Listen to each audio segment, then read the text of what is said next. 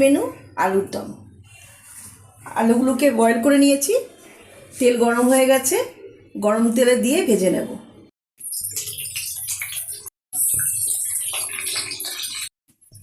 আলু ভাজা হয়ে গেছে, উঠিয়ে নিই।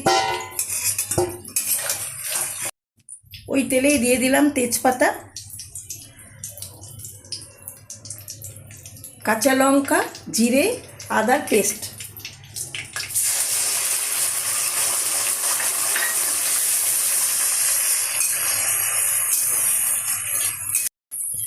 আর দিচ্ছি ধনিয়া গুঁড়ো।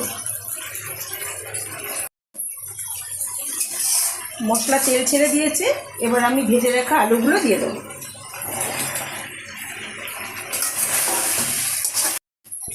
আলু সিদ্ধতে নুন ছিল বলে আমি অল্প করে নুন দিয়ে দিলাম।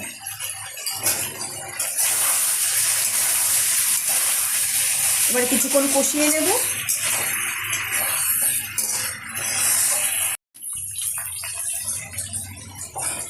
অল্প পোস্ত আর টক দই দিয়ে একটু ব্লেন্ড করে নিয়েছি।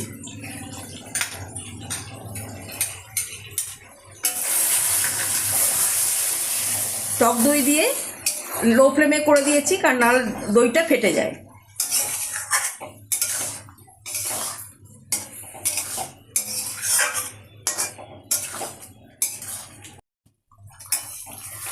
এবার 5 মিনিট কষিয়ে নেব। কষানো হয়ে গেছে, তেল ছেড়ে দিয়েছে, এবার অল্প করে জল দিয়ে দিলাম। আমি তরকারিতে কোনো হলুদ দিইনি, রেড চিলি পাউডারও দিইনি, তরকারিটা সাদা, ওই জন্য সাদা লাগছে। আমার আলুর দম হয়ে এসছে, আমি গরম মশলা দিয়ে দিলাম।